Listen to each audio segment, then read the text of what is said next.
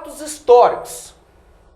Fatos históricos. Muitas das vezes, na aula presencial, a gente não vai conseguir passar todos os tópicos. Muitas vezes tem alunos que estão iniciando, outros alunos já estão mais avançados. Mas hoje, aqui no online, a gente vai conseguir bater todos os tópicos da lei de tortura para os senhores. Fatos históricos importantes para a sua prova. Antes da Constituição de 1988, a nossa Carta Magna, o Brasil ele não tinha nenhuma punição para o crime de tortura. É isso mesmo, não tinha nenhuma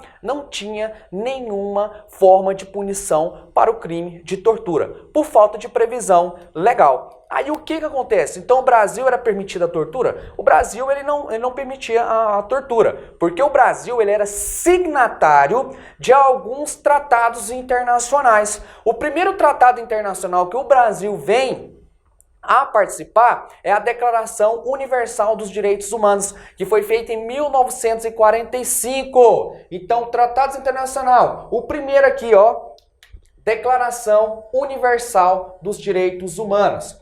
Essa Declaração Universal, ela foi feita em 1945. 1945. O Brasil já era signatário desse tratado internacional. O que o senhor tem que se atentar para esse tratado. Esse tratado ele falava que é vedado o tratamento desumano, é vedado a qualquer tipo, qualquer forma de tortura. O Brasil era signatário, mas não tinha nenhuma legislação ainda que falasse o que era realmente a tortura, porque a nossa lei de tortura ela é de 1997. Então, antes da Constituição, não tinha nenhuma forma de punição ainda para a tortura. Mas o Brasil já era signatário da Declaração Universal dos Direitos Humanos de 1945. Tem um segundo tratado também, que o Brasil ele vai ser signatário. É o tratado aqui, ó, é o Pacto de São José da Costa Rica. Esse pacto aqui, o Brasil vem a ser signatário em 1969. Em 1969, o Brasil também ele vira signatário dali do Pacto de São José da Costa Rica, que prevê ali a vedação de tortura, a utilização de tortura. Só que o Brasil não tinha nenhuma forma de punição. Quando, em 1988, o Brasil ele cria a sua Constituição. Tranquilo?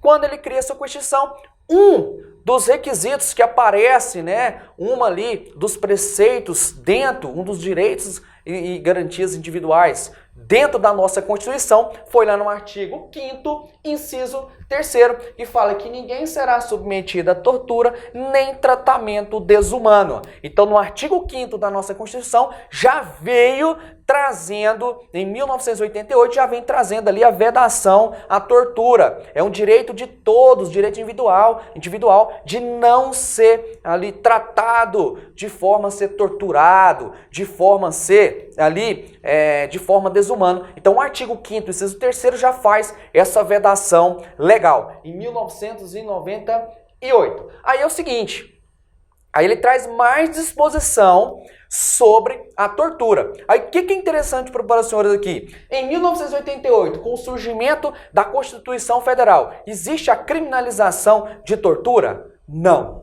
Por que não tinha uma criminalização pela tortura?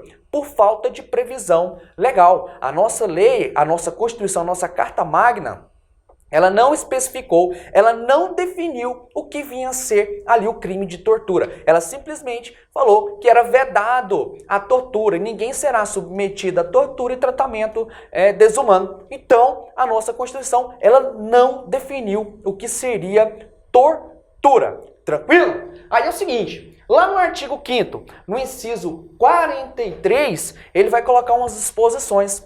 Quais são essas disposições que o artigo 5º, inciso 43, vai colocar? Ele vai falar que existem alguns crimes que vão ser insuscetíveis de graça, anistia, indulto. Vai falar também que existem alguns crimes que vão ser o quê? inafiançáveis. É isso, a nossa Constituição que vai falar quais são os crimes inafiançáveis e que vão ser insuscetíveis de graça, anistia e indulto. Isso está lá no artigo 5º, inciso 43. A lei considerará inafiançável, insuscetível de graça, anistia e indulto. Aí não só a tortura, mas lá no inciso 43, ele vai falar a tortura, o tráfico e o terrorismo. E ainda os crimes hediondos. Então esses crimes vão ser insuscetíveis de graça, anistia e indulto e vão ser insuscetíveis à fiança. Não cabe fiança para esses crimes aqui, tanto para os crimes hediondos, tanto para os crimes equiparados. Quem vai responder por essa conduta delituosa? Quem vai responder por essa conduta delituosa de praticar a tortura? Primeiro, quem vai responder? Os mandantes, executores e quem se omitir. Quem se omitir aqui é quem poder evitá-lo se omitir. Quem tiver oportunidade, quem poder evitar aquela tortura, vai responder pela legislação, pela lei de tortura, lei 9.455 de 97. Então não só quem mandou os executores, mas aquela pessoa que se omitiu, que poderia ali evitar, que é a tortura omissiva, que a gente vai ver posteriormente aqui, que está lá no artigo 1º, no parágrafo 2º dessa legislação, a gente vai ter aqui, ó, a modalidade omissiva de tortura. Tranquilo? Essas exposições iniciais é muito importante. Então, lei de tortura. A tortura, ela é um crime hediondo?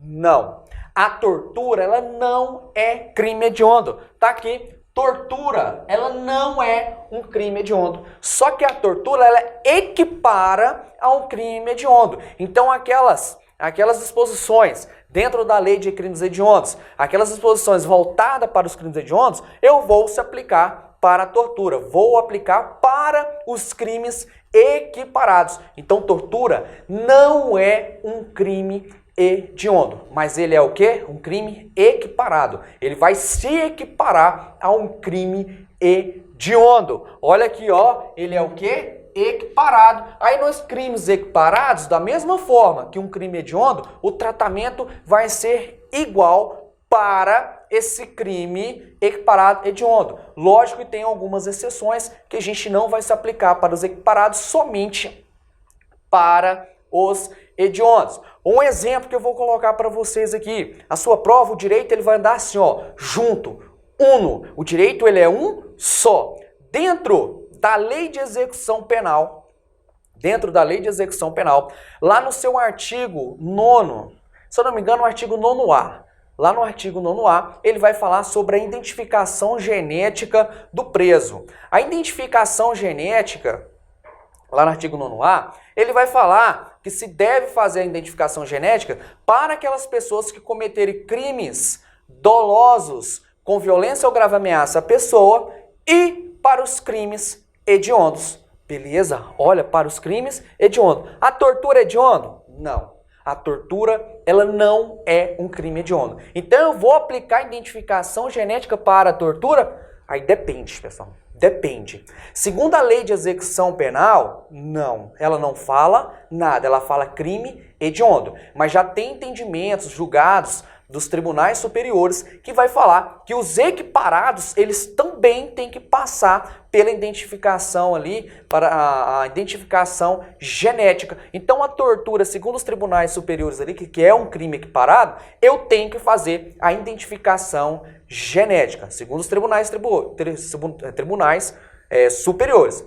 Já a própria lei de execução penal, ela não vai falar nada sobre a identificação genética para os